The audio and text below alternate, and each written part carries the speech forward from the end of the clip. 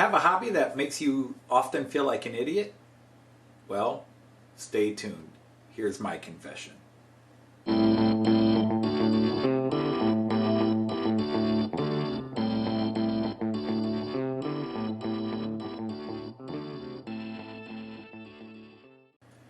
Hey everybody, Anthony Dodge, the model train outsider, the American outsider, with a mini episode I'm going to call Confessions from the Idiot Chair. And I don't think Vanessa gaming chairs are going to be happy me referring to anything as an idiot chair, but I'm the idiot, not the chair.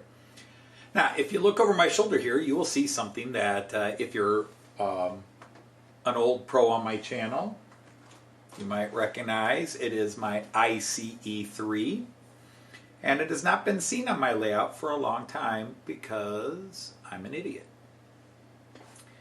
And I've got a little video that will explain more of that in a minute here, but a few months ago my ICE3 was featured in a live stream, as it often was, and then I was playing trains with my grandson Kyan, and all of a sudden it wasn't working. And I thought we had blown the decoder. There was absolutely nothing going through. There was no lights, nothing was working. And I brought it over here and I took it apart and looked at the decoder. Well, I can't see anything wrong with it, finagled with it, but I left the investigation at that. And part of my idiocy is that when I have something that needs fixed and I know I can't fix it, I have to send it out, but I hem and haw and wait forever before I send it out. Months and months. All right, because there's always a deep hope maybe it will miraculously heal itself. So anyhow, I'll probably repeat some of what's in this little video. I don't plan on making videos of this, although I did film what I am about to show you with the idea I would make a video around it. But I don't film the repairs or anything else. I'm going to just tell it to you. Life has been so hectic with life the last several months, and when this ICE3 blew, I was in the middle of so many things, and I should have sent it out, and I didn't. And actually, in a way, I guess I'm glad I didn't, because they would have sent it back and said there's nothing wrong with it, and then I would have put it all together. But as it is, I didn't, and I didn't investigate any further until I finally cleared my slate, was mentally ready to deal with a few things. So I got a couple of my trains that are giving me issues out, the ICE3 being the first, and decided let's really go after and look at the decoder and the motor. But nothing was working, which told me it was probably the decoder. Well, I take it all apart, but this time what I did was I brought the pickup, the control cabs over, and just set the three up together. Instead of the whole train, I just took the two pickup ends, and then the motor and decoder are in the third car, well, fourth car along here. If I can slide this down here. They're right here in this car. So this time I just connected the three pieces that have to be connected, and I put them on my test track. And lo and behold, it's working. Okay, that immediately sends the detective mind into one of two thoughts. Either, obviously, the problem is not the important parts, the problem is in the weaker parts, or it has been miraculously healed by the train gods who have blessed me with their presence. Well, I opted for the former option, not the latter. So I began taking individual cars and attaching them. Works. Doesn't work. Okay, boom, we've got it. Put all the cars together except that one car that seemed not to work. The whole train's working. So now we know where the problem is. And this video will explain it and repeat some of what I just said. Alright, well, anybody who knows my channel knows I have an ICE3 I love, and it has not run for a few months because I thought the decoder blew, and I was trying to get myself psyched up to have it sent out and fixed. Well, I finally decided to take it apart myself and look at the decoder, because one time it was just a wire had popped. So I took it apart. The decoder and the motor are all actually in the board bistro wagon here. Well, I took it all apart, and if you can see, lights are on. I don't know how well you see that. Lights are on. and it's now moving.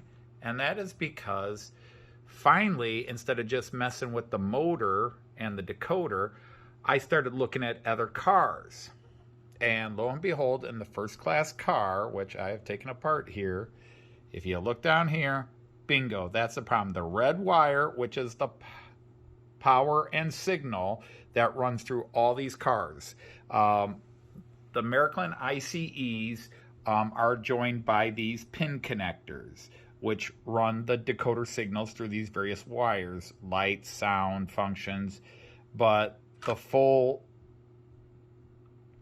bit runs through the red line here, and it is detached, and I need to try to reattach it. I don't know how well you can see that there. I'm trying to zoom in. There you go. I gotta try to reattach that there, but if I do succeed in doing that, then the full consist can run. Otherwise, I'll just put the other cars. I just brought these over and was going car by car to see if it was a car that was the issue, and lo and behold, we found one. When I opened it up, that red wire was disconnected. So I got to try to solder that up with my shaky hands. I don't want to send it out if I think I can fix it for free, but if I screw it up, I'm going to have to buy another car. Okay, so you see, the issue is in these ICE3s, ICE4s, and my Czech Railjet, it's circuit pin connectors that are the couplers, okay, and they run all the signals from the decoder out to different parts of the train, as well as, and all through the train. Every one of these cars has that circuit board in it with all the wiring. So the red is the power. So when one red line gets interrupted, the whole train is down. And had I maybe done this investigation 6 months ago, I would have done it. But as it is, I had to get in and solder it. And that's what's not on camera because I can't work in that fashion. But you saw in the video how tight that space is. And if you are newer to the channel or haven't heard me talk about it, because I talk about it a lot, it's one of the reasons I don't do certain things on my layout anymore. And I'm trying to force myself to at least try, even if it comes out crappy. But I do have a bit of a standard for myself, and it's frustrating when I can't reach it. But I have a genetic disorder as well as nerve damage in my hands, which causes severe hand tremors. I cannot work on micro stuff anymore. It's gotten worse over the years. It will get worse. We've slowed it down with some medicines, but on the bright side, long story short, I was able, after about an hour's worth and 30 attempts at holding a little wire with a little bit of solder on it and a micro point soldering iron, and trying to fit it between those other soldering points that you could see. And I'll put pictures up here again to help explain that. But to get in that little 1 to 2 millimeter space, and I had to take the whole thing apart and take the two couplers. Well, actually the one coupler, but it's all connected. And I had to take them out of the shell and the frame of the passenger car. And that also involves two tiny little springs. Well, anyhow, I had to solder that wire in, which took an hour and about 20-30 attempts of trying to stick in there, handshake, okay, pull back, exercises, breathing exercises, hand studying exercises, stuff I do. Get in there, try it again. Okay, failed again, can't quite get it, this hand shaking, and never the twain shall meet. But finally I did it. Yay. And I put it all back together. I test fit it, and then I test the coupling. And lo and behold, the coupling's not moving. It's jamming. And it's jamming on the red wire I just put in because I did not give it enough clearance. It has to sit back on the connection, and I didn't do that.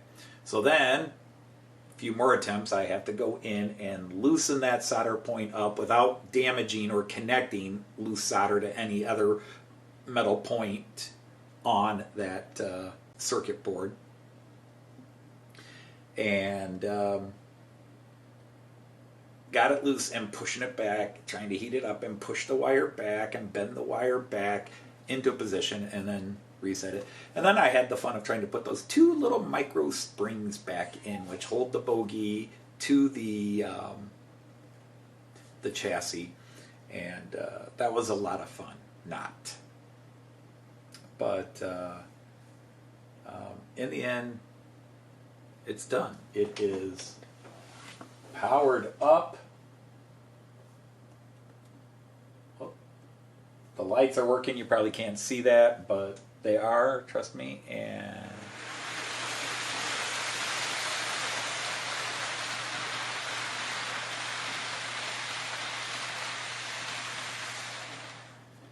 the ICE3 is back in business. So that's another confession from the idiot chair. It's my own fault. I'm lazy and I have to be in a certain frame of mind to even want to work on these things, which doesn't come often. And when you do, you find out it was something you could have sorted out months ago. So on that note, I'm going to say Auf Wiedersehen, tschüss, and happy trains, and see you next time. Take care, everybody.